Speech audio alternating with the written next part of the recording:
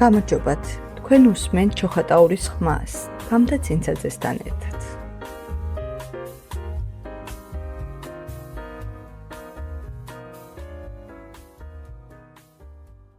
სამებით ჩემო თვითფასო მსმენელებო, დღეს ძალიან მნიშვნელოვან თემაზე ვისაუბრებ. ბავშვის ქცევაზე. ხშირად გონია, რომ ბავშვი ჯიუტია, არ გვიჯერებს, ან გვიჯერებს, მაგრამ რეალურად ის რაღაცას გვიყვება და ჩვენ ვერ ხვდებით. ადამიანს, რომელსაც ბავშვების უხმო ენა ესმის. ვისაუბრებ, რატომ მაქვთ ბავშვებს აგრესია, ანტრუმი, შიში, ჩაკეტილობა და როგორ უნდა დაეხმაროთ მშობელი სწორად, ყვირილისა და დასჯის გარეშე. დღეს გადაცემაში სტუმრად გყავს ფსიქოსარეაბილიტაციო ცენტრის მეთამაშე ცევის თერაპევტი მირანდა კალანდაძე. მოგესალმებით მირანდა, დიდი მადლობა გადაცემაში რომ მოგზარდით. მოგესალმებით, მივესალმებით ჩვენს მაყურებელს, მადლობას გიხდით მოწვევისთვის. რაც ნიშნავს ცევის თერაპია და რით განსხვავდება სხვა თერაპიებისაგან? ცევის თერაპია არის მეთოდი, რომელიც მუშაობს კონკრეტულ ცევაზე. ის განსხვავდება სხვა თერაპიებისგან იმით, რომ ეფუძნება დაკვირვებას, გაზომვას და პრაქტიკულ ჩარევას. რატომ ვამბობთ, რომ ცევა არ არის კომუნიკაცია? დიახ, რადგან ადამიანის საკუთარი ცევით ხშირად გადმოსცემს იმას, რითი თქმა სიტყვიერად ვერ ან არ შეუძლია. არას გვიყვება ბავშვი, როცა ის პირის, ყვირის ან აგრესიას ავლენს. თავის ამბავს გვიყვება ამ შემთხვევაში,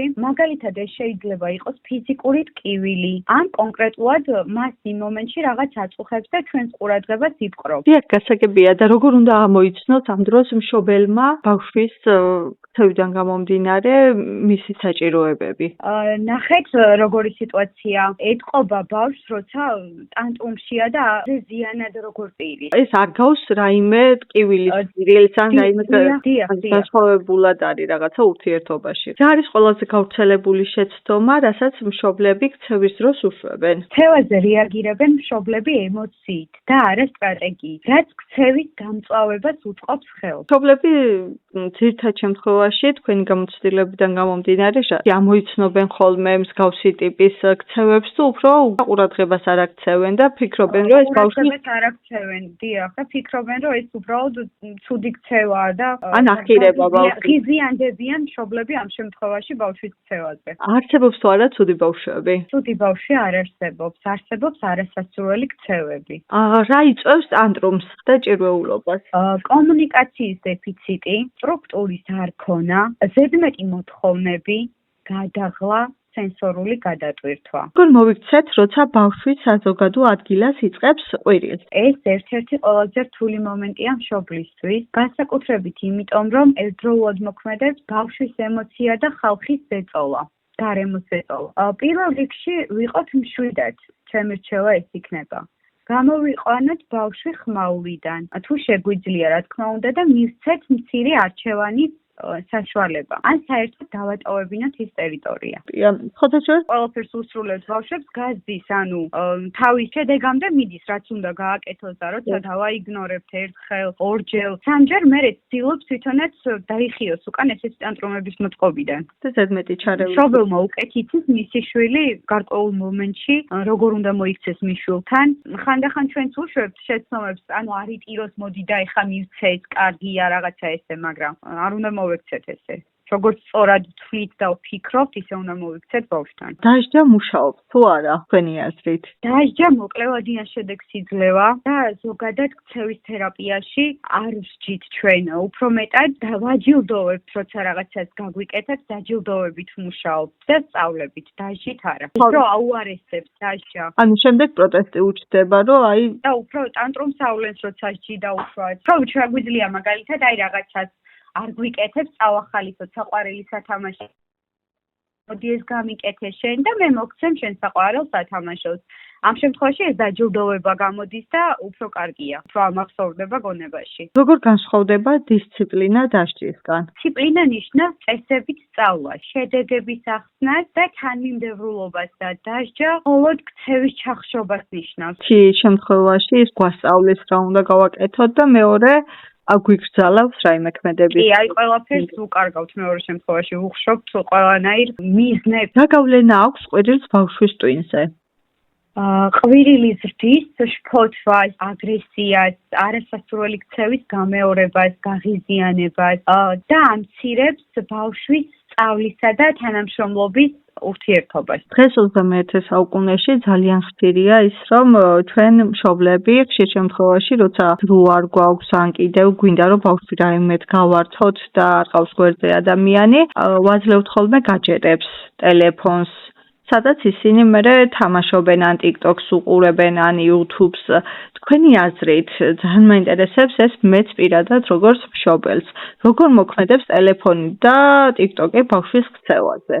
ტელეფონი და TikTok-ი ძლიერ გავლენას ახდენს ბავშვის ქცევაზე, განსაკუთრებით მაშინ, როცა გამოყენება ხშირია და უკონტროლო. როცა ჩვენ არ გვაქვს დრო იმისთვის, რომ ბავშვს განუსაზღვროთ დრო რაღაცა, ძალიან ცუდად მოქმედებს ბავშვზე ეს ყველაფერი და ცუდ გავლენას ახდენს ძალიან. თიმხრივ იმასაც რო ვიფიქროთ, რომ ინტერნეტიდან, აი ამ ვიდეოებიდან ბავშვები სწავლობენ ძალიან ბევრ რამეს. როგორ შეიძლება მოვახდინოთ ამის რაღაცა სტაბილიზაცია, რომ თან ბავშვებმა მიიღონ ინფორმაცია, ისწავლონ და მათი ტვინი არ გადაიღალოს, იულები არ გახდნენ. მესმის რომ 21 საუკუნეა, ტელეფონებთან, გაჯეტებთან, ყველაფერთან კარგი დამოკიდებულება აქვს ბავშვს, უფრო კარგად იციან ეს ყველაფერი. უნდა შევუზღუდოთ დრო, დავუყენოთ რაღაცა, მაგალითად, ნახევარი საათი ითამაშებ შენ დღეს მთელი დღე. ნელ-ნელა უნდა შევუმციროთ. დაუშვათ ითამაშებს 2 საათი, მერე საათ ნახევარი, მერე ნახევარი და დროს უმცირებთ. ჩავანაცვლოთ უფრო დაუშვათ სხვა თამაშებით. იმას, რასაც იღებს ტელეფონებიდან, გაჯეტებიდან. მე გირჩევდით, რომ მაგალითად ჩავანაცვლოთ ეს ლოტოთი, პაზლებით, რამე სხვა განმავითარებელი თამაშები. რატომ არის ეკრანი ხშირად ტანტრუმის მიზეზი? ძალიან კარგი იქნება ჩვენს მსმენელს აუხსნათ, რაც ნიშნავს ტანტრუმი. ხშირად გამოვიყენეთ ეს ტერმინი და საინტერესო იქნება, შესაძლებელია ბევრმა არც იცოდეს მისი მნიშვნელობა. ძლიერი ემოციური აფეთქებაა ტანტრუმი. ყვირილი, ტირილი, გაბრაზება, გაღიზიანება და ასე შემდეგ. დაუშვათ ნივთებს რო ისვრის ბავშვი, ეს არის ტანტრუმი. ბავშვის ძლიერი ფსიქოლოგიური აღელვება. ეკრანი ხშირად ხდება ტანტრუმის მიზეზი. რადგან ის პირდაპირ მოქმედებს ბავშვის ტვინზე. ეკრანი ამშვიდებს დროებით, მაგრამ გამორთვისას იწყება აფეთქება. როგორც კი გამოვართმევთ ჩვენ ბავშვს ან პლანშეტს, ან ტელეფონს, ან ტელევიზორს გავუთიშავთ, ღიზიანდება პირდაპირ და გადმოდის აგრესიაზე, ან რაღაცა ისე არასასიამოვნო ქცევებზე. შეიძლება თუ არა, რომ მშობლის სტრესი ბავშვის აგრესიაში გამოვლინდეს. დიახ, აბსოლუტურად შესაძლებელია, რადგან ბავშვი ძალიან გრძნობიარია მშობლის მიმართ. მშობელი როცა გაბრაზებულია ან გაღიზიანებულია, ბავშვი ამას იღებს როგორც სიგნალს და თვითონაც გამოხატავს იგივე ტანტრუმს ან გაღიზიანებას. როგორც მშობელს ხედავს, რომ მდგომარეობაში ხედავს მშობელს, მასზეც გადადის იგივე მდგომარეობა ბავშვზე. რა ნიშნებია, როცა მშობელმა უნდა მიმართოს უკვე თერაპევტს? აი, როცა უკვე ხვდებით, რომ აი ჩვენ უკვე ვეღარ ვმართავთ ბავშვის აქციელს და ეს აუცილებლად საჭიროებს პროფესიონალის დახმარებას. ხშირი ძლიერი ტანტრუმი ან გაღიზიანება, რაც ჩამოთვალეთ ყვირილი, ტირილი, გაბრაზება, თების სროლა, მიწაზე რო გაწვება, იატაკზე რო გაწვება, მაგალითად და ვერაფრით ვერ ავაყენებ. ემოციის თვითრეგულაციის სირთულე, როცა თვითონ ვერ აკონტროლებს ამ ემოციას, როცა თავის თანატოლებთან არ აქვს საერთოდ კონტაქტი და როცა ბავშვი თავის სამყაროშია. რა საკიდან შეიძლება უკვე მივმართოთ ქცევის თერაპიებს? მაშინ უკვე რომ ბავშვი გაცნობიერებული აქვს თავისი აქცევა თუ შესაძლებელია უფრო პატარა ასაკიდანაც დავიწყოთ ქცევის თერაპიები? თუ ბავშვს აქვს დიაგნოზი დადასტურებული, ადრეული განვითარების სპეციალისტს 6 თვიდან შეუძლია მუშაობის დაწყება. ანუ 6 თვიდან არის უკვე შესაძლებელი ქცევის თერაპიების დიაგნოზი დადასტურებული ბავშვს კი, ოღონდ მხოლოდ ადრეული განათლების სპეციალისტს. აჰა, გასაგებია. რა ეტაპები უნდა გაიაროს თავშოთ მშობელმა, როცა ატყობს, რომ თავის შვილს აქვს მსგავსი პრობლემა, ვის უნდა მიმართოს? როგორ უნდა მოიქცეს პირველ რიგში? პირველ რიგში უნდა შეაფასონ ბავშვი აუცილებელია. თერაპიები უნდა იყოს ბავშვზე მორგებული. მშობელი უნდა იყოს ჩართული თერაპიაში და ბავშვის განვითარებაში საერთოდ. მარტო ჩვენ თერაპევტებმა ვიმუშაოთ დაუშვათ 1 საათი, ეს არაფერ შედეგზე არ გაგვიყვანს. პირველ რიგში თერაპია უნდა იყოს დაგეგმილი და მორგებული ბავშვზე. ნახე როგორი შემთხვევა მქონდა, ბავშვი არ აზიარებს სათამაშოს ან რაღაცას, ჩემია მარტო იძახის. მე ეხლა ვუშლი ამას, რომ მოდი მე მათხოვე, უნდა ვათხოვო მეგობარს რაღაცა გაუზიარო.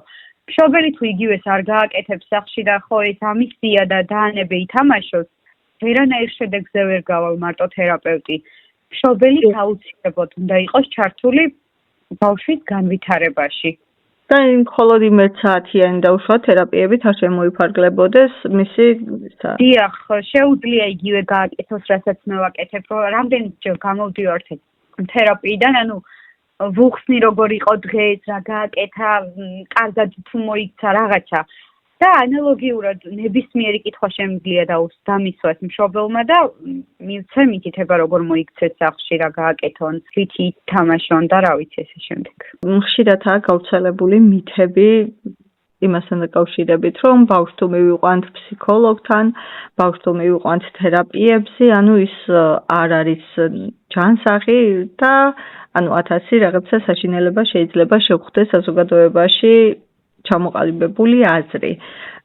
მე მინდა თქვენ როგორც პროფესიონალმა განუმარტოთ საზოგადოებას, რა არ არის ქცევის თერაპია და რისთვის გამოიყენება ის. ქცევის თერაპია არ არის დასჯა, ხასიათის შეცვლა, ან უბრალოდ ლაპარაკი. ეს არის ქცევის მართვის და ემოციის რეგულაციის სწავლება. ჩვენ ვასწავლით, როგორ მართოთ ქცევები, ჩვენი ემოციები, როგორ გავუზიაროთ სხვას და ასე შემდეგ. ანუ ჩვენთან როცა მოყავს მშობელს ბავშვი, ეს იმას არ ნიშნავს, რომ ეს სტატუსიანია და რაღაცა აუცილებლად პრობლემური. შეიძლება უბრალოდ მისი ქცევები ვერ მართოს ბავშვმა და დასჭირდეს რამოდენიმე თერაპია, მაგალითად 5-4, რა ვიცი. მანდა მაინც სტატუსიანი ბავშვები არ მოდის ჩვენს ცენტრში. როგორც ჩვეულებრივი ტიპიური განვითარების ბავშვები მოდიან, ასევე მოდიან ატიპიური განვითარების ბავშვები. გასაგებია. და ბოლოს უკვე მინდა სწრაფი ბლიცის კითხვები დაგისვათ, სადაც 1-2 წინადადებით გამეცით პასუხი. ყველაზე დიდი შეცდომა მშობლის მხრიდან. ყველაზე დიდი შეცდომა მშობლის მხრიდან არის ის, რომ არ აღიარებს მშობელი, მიმღებლობა რომ არ აქვს. ერთი რჩევა მშობელს, როცა ბავშვი ტანტრუმშია. შეინარჩუნოს სიმშვიდე და მშვიდად უთხრას ბავშვს, რომ ის უსაფრთხოდაა. სიყვარული თუ წესები, რომელი უფრო მნიშვნელოვანია?